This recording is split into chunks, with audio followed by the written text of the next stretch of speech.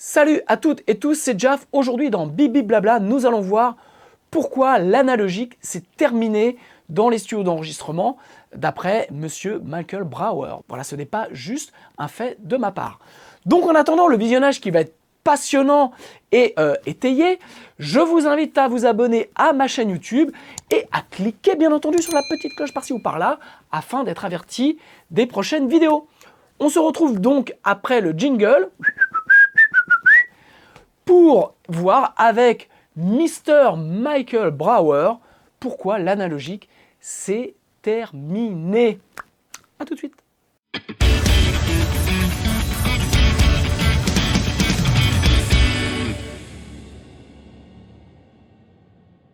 Ok, donc avant de voir pourquoi j'affirme que l'analogique s'est terminé en studio d'enregistrement, je vous invite à aller faire un petit tour dans le descriptif pour voir, vous avez des e-books gratuits à télécharger, ainsi que des formations pour celles et ceux qui veulent avancer dans leur projet musical, donc des formations sur Cubase, sur comment on enregistre un groupe avec seulement 4 micros et un laptop, sur de l'editing et de la mise à plat, et sur apprendre, entendre et comprendre les EQ.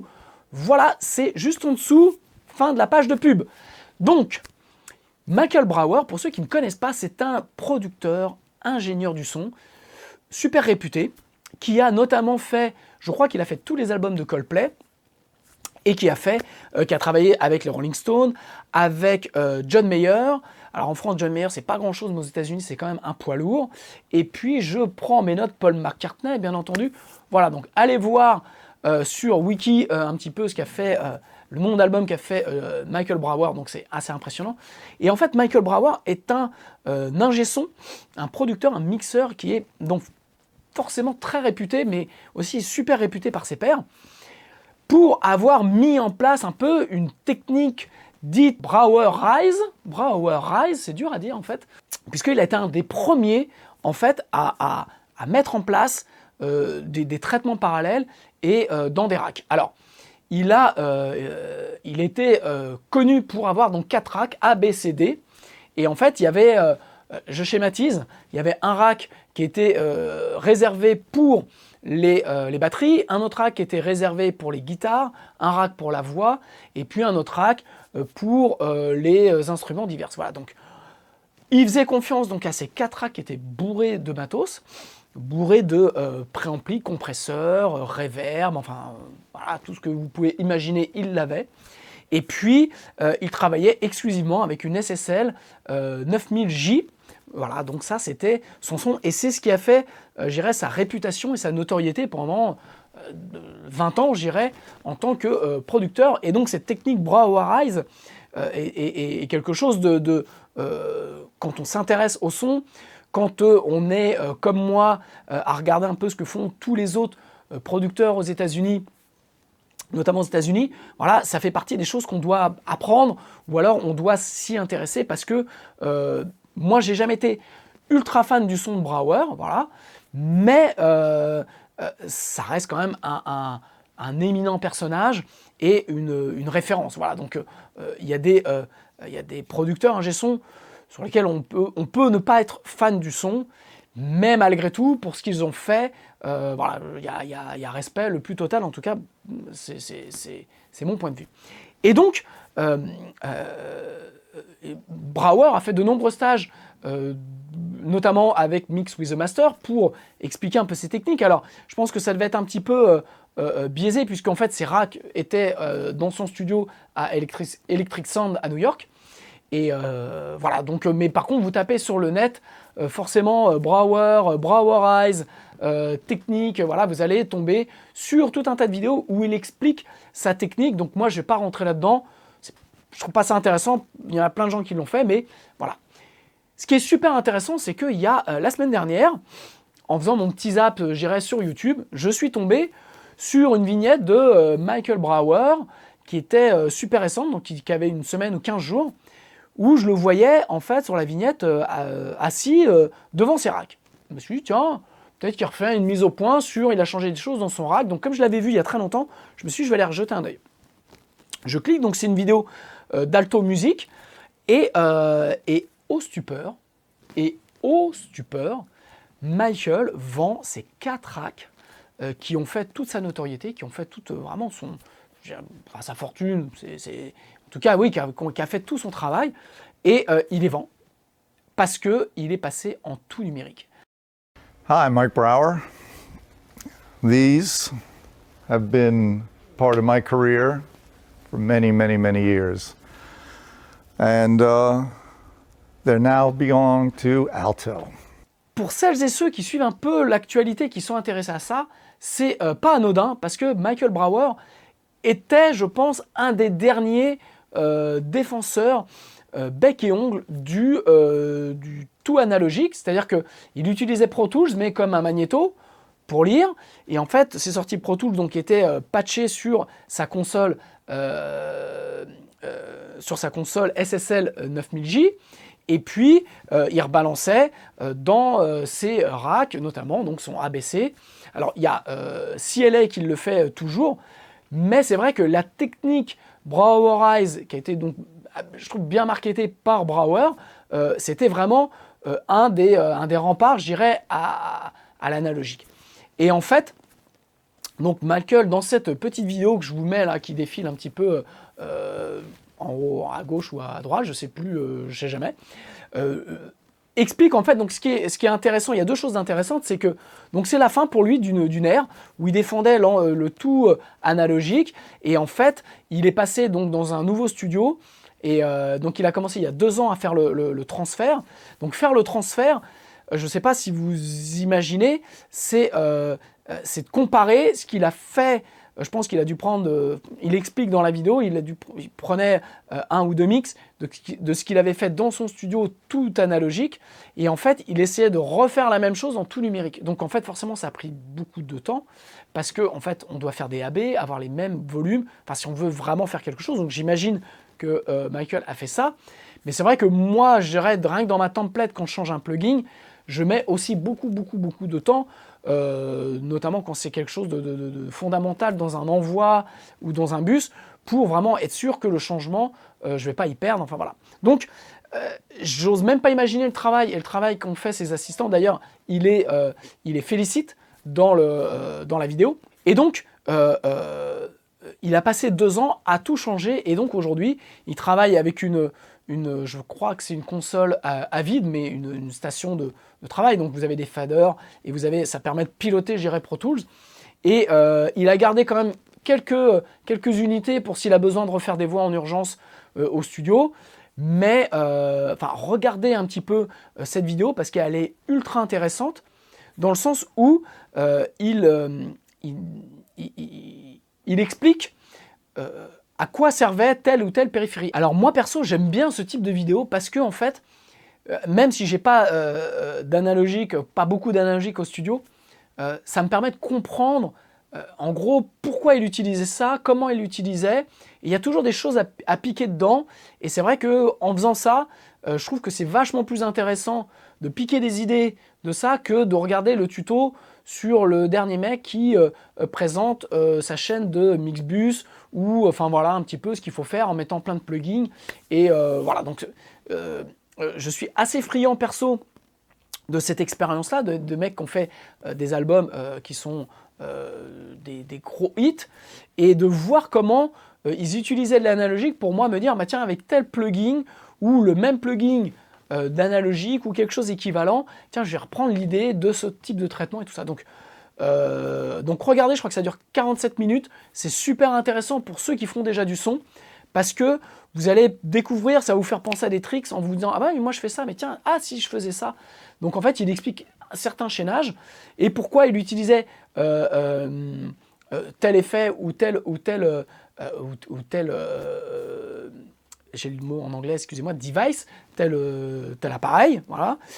Donc ça, c'est riche d'enseignements, parce qu'en fait, ce qui est bien derrière, c'est que ça vous montre que, en fait, le mec, une fois qu'il a trouvé ce qu'il dit, il a trouvé le réglage, le sweet spot sur sa périphérie, il n'y touche plus.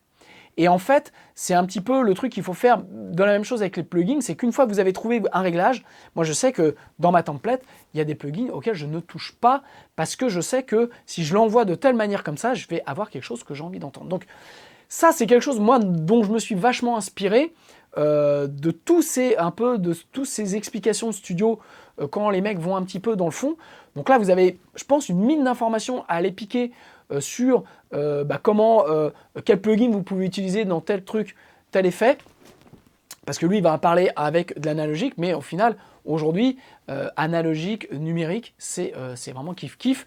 Et la preuve que Michael Brauer, qui est donc une éminente référence dans le métier du son, eh bien, ça y est, il est passé au tout numérique. L'autre truc qui est sympa aussi à voir, je trouve, c'est que j'ai l'impression qu'il n'a pas encore fait quand même le deuil de tout ça. Il y a un peu d'émotion, je trouve, dans le fait que voilà, c'est du matériel qui lui a permis d'arriver là où il est aujourd'hui. Alors il y en a pour un paquet de dollars, donc j'ose même pas imaginer les gens qui vont racheter ça. Je pense que ça va être disséminé dans plusieurs studios, mais j'ose même pas imaginer le fric qui va rentrer. Alors est-ce qu'il le fait aussi parce qu'il a besoin d'entrer du fric? Parce que je pense qu'aujourd'hui quand même, ils vendent, il y a quand même beaucoup moins d'albums qui font, ou alors ils sont beaucoup moins payés qu'à un certain temps où le disque marchait bien. Donc voilà, c'est de voir aussi qu'il est en train de faire le deuil de ça. Et c'est un petit peu... Ce qui est intéressant, c'est qu'il parle à un moment de dire que voilà, c'est les recalls. Un recall, c'est quand vous devez réouvrir une session d'un artiste pour lequel vous avez bossé sur un mix et que vous devez, par exemple, 1 mois, 2 mois après, refaire des corrections. Et en fait, le problème des recalls, en toute analogique, c'est qu'on ne retombe jamais sur ses pieds, quoi. Parce que déjà, l'analogique réagit différemment de jour en jour. Et ensuite, parce que les consoles SSL, vous avez donc des EQ, des compressions, des gates, tout ça. Mais, sauf erreur de ma part, l'automation ne fonctionne pas. Elle fonctionne sur les volumes, mais ne fonctionne pas sur tout. Donc en fait, vous êtes obligé de tout renoter, mais le bouton, quand vous le remettez, il ne revient pas exactement au même endroit. Donc vous avez ces problèmes-là. Et en fait, le premier à faire ça, ça a été Andrew Scheps, donc qui, il y a déjà 6 ans, lui, il avait pareil, comme Brauer, il avait des tonnes de racks, il avait l'équivalent. Et en fait, il était tellement gavé de ne pas arriver à refaire ses recalls, ou alors de passer 3 jours à remettre ses consoles, parce qu'il avait 2 consoles à peu près sur les réglages qu'il fallait pour refaire des edits et tout ça. Donc bref, il a arrêté, il est passé en tout numérique. C'est vrai que ça a été le premier à avouer travailler complètement in the box. Donc il a pris un risque énorme parce qu'il y a 6 ans, on pensait encore que l'analogique était reine ou roi. Et que si vous faisiez quelque chose sans rack, sans analogique, forcément ça sonnait le cul. Donc Andrew a été le premier, j'irais, à passer le cap, à montrer la voie, parce que je trouve vraiment il a été novateur là-dedans, et surtout il a eu une bonne paire de baloches pour pouvoir affirmer que lui maintenant il ne travaillait que comme ça. Donc c'était un message très très fort vis-à-vis de ses clients qui sont quand même Rick Rubin, les Red Hot Chili Peppers, Metallica, Beyoncé, Jay-Z, enfin tout ça. Donc c'est quand même un message très très fort de dire moi si vous venez chez moi ça sera fait sur un ordinateur.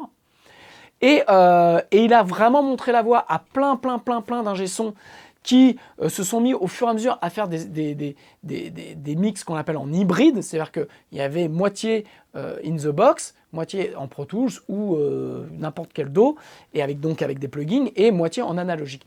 Et ça, ça a été vraiment précurseur. Et Michael Brauer, avec je pense CLA, étaient un peu les 2 derniers défenseurs du tout analogique. Et ça y est, un des derniers pans vient de tomber, Michael Brauer vient de tout lâcher et vient de passer en tout numérique. Donc c'est vraiment la preuve, s'il fallait encore une preuve, que le matériel n'a plus vraiment d'importance dans le mix, dans le son que vous avez, c'est la personne derrière les manettes qui va faire la différence. Parce que les plugins, tout le monde peut les avoir, et beaucoup les ont craqué, donc je dirais, c'est plus tant ça qui est important, avec quel plugin vous travaillez, mais c'est comment vous travaillez. Et c'est ça que j'aime dans cette révolution, c'est que le matériel, le fric, ne rentre plus tant en compte que ça.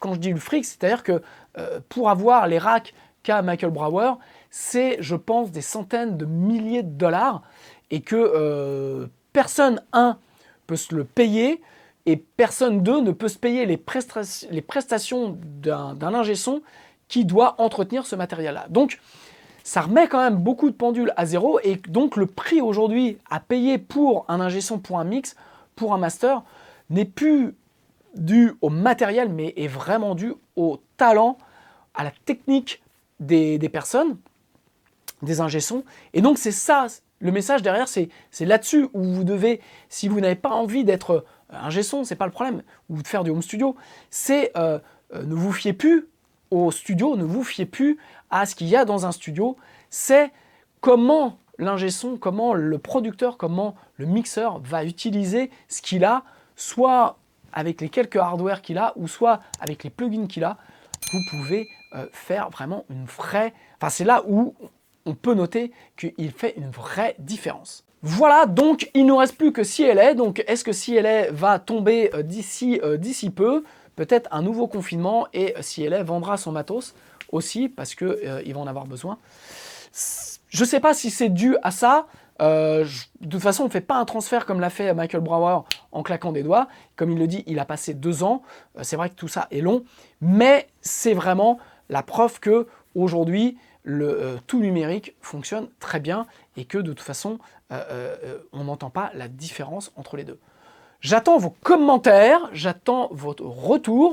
Voilà, merci encore à celles et ceux qui m'ont fait des dons. Voilà, donc je vous mets un petit flashcode PayPal pour celles et ceux qui aiment la vidéo, qui ont envie de filer quelques balles d'euros.